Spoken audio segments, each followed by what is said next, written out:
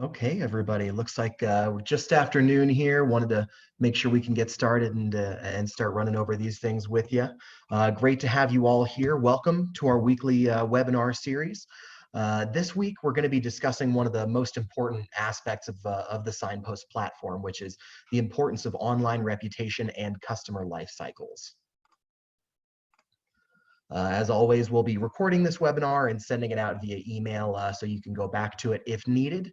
If you have any questions during the presentation, there is a chat box there that you can access at any time. We will address those questions at the end, and we'll also be letting you all know the best way to contact us after this meeting if you'd like us to answer some questions out on the side, or if we can get to you after this meeting. Today, we're joined by Kelly Hobbs, who is one of our Signpost product experts over here. Kelly, still got you with us? Yep. Hi, everyone. Welcome. Wonderful. And then I am TJ Jones. Between the two of us, we have 7 years working with this product, and we're excited to share our knowledge with you all. All right, now, COVID-19 has changed how we do many things. I'm sure you're all experiencing that right now, just as we are. But services are still needed, business is still being conducted, and people are still searching for you online. That's why we wanted to go over some best practices for managing your reputation through this big shift in how we all operate and serve our customers. The best thing you can do for your business right now is to make sure customers can find you online quickly and easily so they know how to contact you and how you're doing business. Online reviews are going to be a very important part of this. According to a survey conducted by Bright Local this year, 82% of consumers read reviews for local businesses before making a choice and moving forward with them. So knowing this, let's take a look at how reviews can help your online presence and how to manage them. Now, we'll start out with the importance of reviews. To express the importance of why businesses should have a system in place for gathering reviews, I'd like to share an interesting statistic here. According to Bright Local, consumers read an average of 10 online reviews prior to feeling like they trust a local business. And the likelihood of purchase of a product from a business with 5 reviews is 270% greater than with a business with 0 reviews. Additionally, businesses ranking in Google's local positions of 1 through 3 have an average of 47 reviews on their Google page, while businesses just down a bit in positions 7 through 10 have an average of 38 reviews. So that's kind of a great way of showing how reviews will drive up Google search placement and have a positive impact on driving in new customers by having your business be more visible. Additionally, these review sites are giving businesses a forum to be frank with consumers and to reinforce positive reviews with thanks or promotions. Now, one question we've been getting quite a bit, it is okay to continue asking for reviews during COVID-19.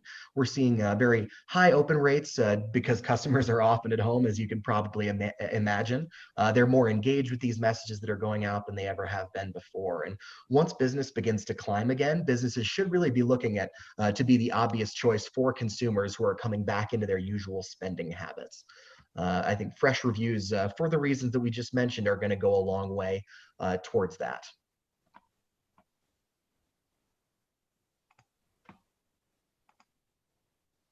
Specifically during COVID-19, we want to make sure that customers are aware of any business changes and concessions that are being made. Reviews related to positive social distancing changes, businesses going the extra mile to help their community, or just a simple review to tell the world that that business is open is going to have a positive impact on your business and on your online reputation here.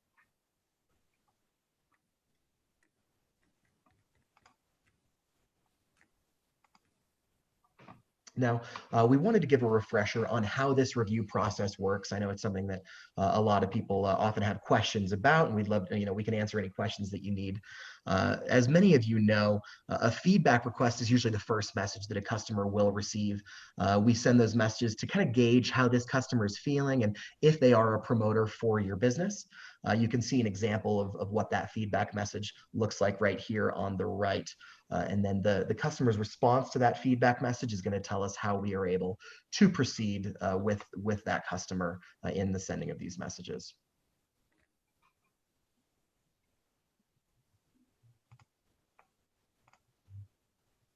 Now, while the feedback message is kind of intended to give us an idea of how this customer is feeling about the business, the review message is going to give that customer an opportunity to share that experience with potential new customers online via your business review pages. Mio is going to send that review request, hopefully to get a review on whichever site your business needs a review on at the current moment. We do use that data, based on when your most current reviews are, what your online ranking is sitting like, and how recently you've gotten reviews on Google, Yelp, Facebook, or whichever other site you're working on at that current moment. You can see over here on the right, we have an example of what one of those review messages would look like, both links, information about the business, or giving an opportunity for that customer to share a negative experience privately with that second link as well. Now, as I think all of you as business owners would know, not all customers are going to always be happy.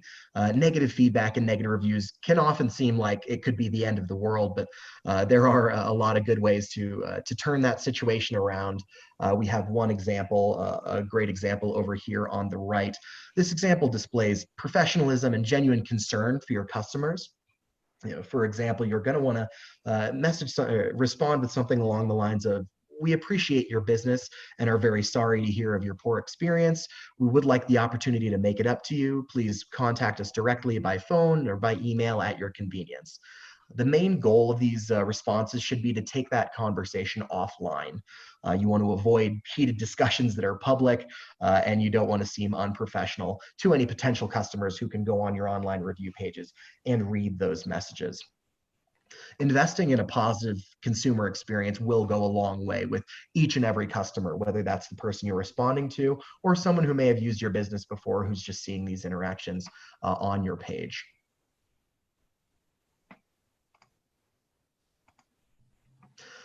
Some ways to respond to negative feedback and reviews. You could offer a discount, which is a great thing to do, which gives the consumer the opportunity to get a second and more positive experience and then change their mind about the business. Hopefully they'd be able to go on and edit their review or change that one into a positive review after they've had that situation made up for them. So asking for a second chance to prove yourself to that customer goes a long way with both those customers and potential customers.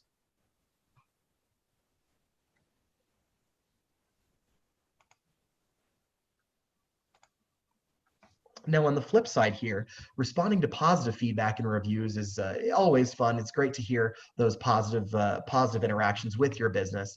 I think just thanking those customers via email is a great way to go about that, responding with the simple, "Thank you so much for your positive feedback. We appreciate your business." Obviously online with gratitude as well, like this example here to the right, somebody leaves a positive review and you can thank that customer publicly. And then you can also send thank you offers. You can follow up with your most engaged customers, your happiest customers, to show that you appreciate their business, you appreciate them being happy with things, and you'll keep them in the loop with any sort of any offers, any discounts, any updates in the future. All right, thanks for those recommendations, TJ. What I wanted to go over on this next section here is actually a new set of features that we've recently released called Customer Lifecycles. It's a pretty big feature set, so I'm going to walk you through it and break it down as much as I can to make sure you understand how it works. The goal here was to make the system smarter, to give it the ability to target customers with proper messaging based on their interaction with your business. So there's a few features that tie together into this concept that we're going to go through step by step. First off, we want to assign each of your customer contacts a lifecycle stage. Think of lifecycle stages as buckets that you see here on the page. We're already automatically sorting customers based on how they've interacted with your campaigns into these lifecycle buckets. So when you log into your system, you'd actually see each person is categorized into one of these stages. We want to ensure the right campaigns are sent at the right time, depending on the life cycle that they have with your business. Now, there are 5 life cycle stages: prospective, active, inactive, unhappy, and unknown. The key takeaway here is customer life cycles help decide when your contacts are receiving which campaigns. Now on this slide, we have the 5 buckets listed in a little more detail to give you an understanding of why a contact fits into a certain bucket. You'll see we have prospective customers. These are the customers that haven't worked with you yet, and we want to convert them into active customers. That's our next category there. Those are the customers that we see have worked with your business. We want to drive return business, reviews, and referrals from that group. Inactive customers, these are contacts that we've seen were active in the past, but they haven't been interacting with you in your campaigns for the past 3 months. So we want to put this into a specific bucket so we can treat them a little bit differently as well. Then we have your unhappy customers. These are the contacts who've given negative or neutral feedback. We want to be careful with how we are sending certain things out to them to handle that situation. And lastly, we have unknown contacts. So these are contacts who haven't interacted with your messages, and we need to figure out, based on their responses, what other bucket we should move them into. So overall, we just want to be treating each of these buckets appropriately to give the best customer experience. And in most cases, we're trying to take these people from whatever bucket they may be in and move them into that active bucket of customers. Now, right now, the system is classifying your contacts into these buckets completely automatically. In the next few weeks, you are going to be able to adjust the contact lifecycle stages within your merchant center. This is going to allow you to be as targeted and effective as possible in marketing for your business. Now, our system classifies a contact based on activity or lack thereof. With this new feature, you can actually tell the system what you already know about your contacts by setting the stage. It's going to fast track them into the right category to be targeted accordingly. So for example, if you go to an event and collect email addresses, you can upload them to the prospect lifecycle stage, which tells the system this is a group of people that we want to convert into the active list.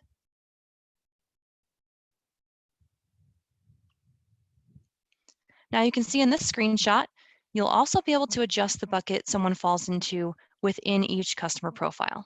Now, one thing to note, lifecycle stages will continue to update automatically. They are not static like the lists you may have in your system.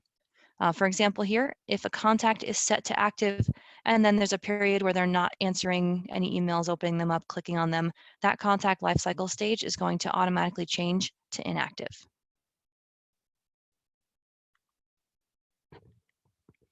Now, we've also released a new set of features to go along with these lifecycle stages called Lifecycle campaigns. The Lifecycle campaigns are specific to each bucket that we just talked about. To access these, go ahead and log into your account, click on your Campaigns tab, and scroll down till you get to your Remarketing section. You'll see new customer campaigns, active customer campaigns, and win-back campaigns. You'll be able to create multiple offers or custom messages for each, and we definitely encourage you to do that. It's going to allow the system to rotate and send a variety of offers to each contact because different incentives motivate people differently. So having a variety is going to help you get the best conversion possible.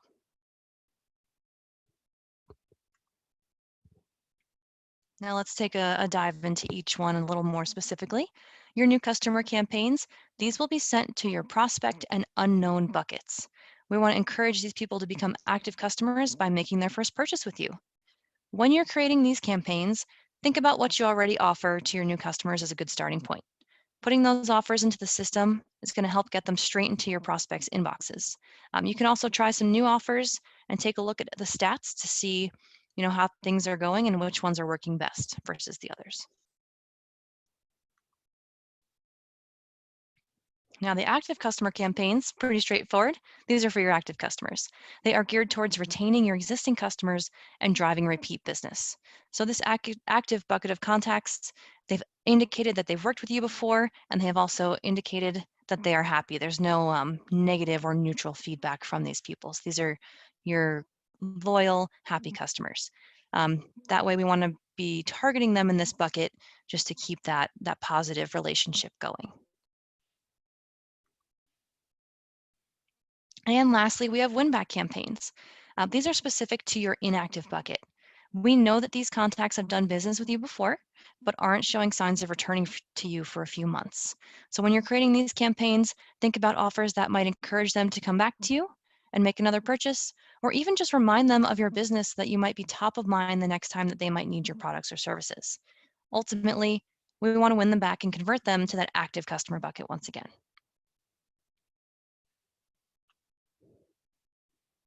Now, since Mia sends these campaigns automatically at any point in the customer lifecycle, Make sure that these lifecycle campaigns are offers that your business can honor at any time throughout the year.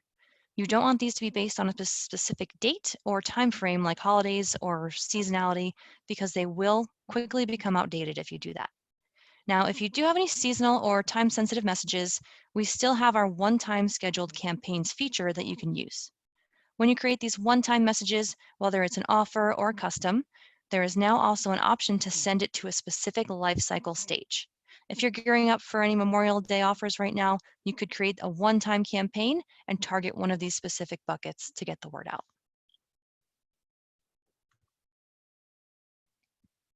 Now on this slide, you should see some familiar campaigns listed. These life cycle stages are tied to all those fancy new campaign types we just went over, but they're also going to influence which of our existing campaigns are sent out to your contacts.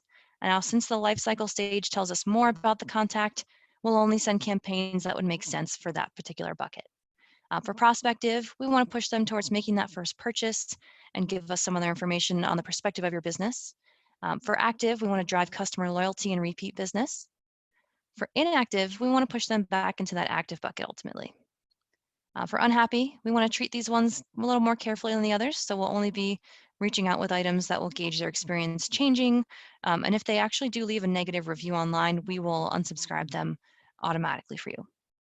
Then unknown, we'll be sending a variety of these campaigns that we have in the system, and based on their interaction, they'll be put into one of the buckets above. Now, I know I've thrown a lot of information at you. Thanks for staying with me. To follow up on any of these details, you can log into your Signpost account and click on the Help Center button to find articles that explain this in a lot of detail. And you can also go ahead and go to YouTube and search for Signpost. We have a channel where we keep all of our webinars we've been doing. You'll find this one up within the next couple of days, and you can always review these details and listen once more.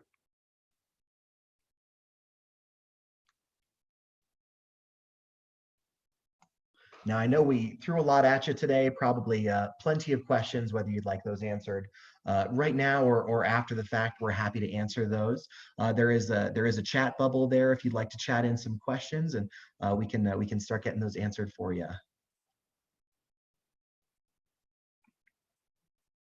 And as always, if you don't want to throw something in right now, on this next slide here, I'll be showing you some contact information. You can get a hold of us after this session today. We'd be happy to reach back out or connect with you a little bit later today to go over any questions you might have and make sure that all questions are answered.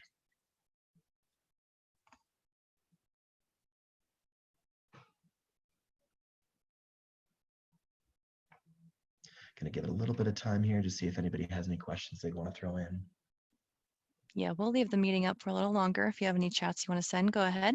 The details on the page will help you reach out to us if you want to follow up afterwards. But yeah, thank you so much for coming, everyone. Pleasure having all of you here with us, and we look forward to talking to a lot of you one-on-one here in the coming weeks and months.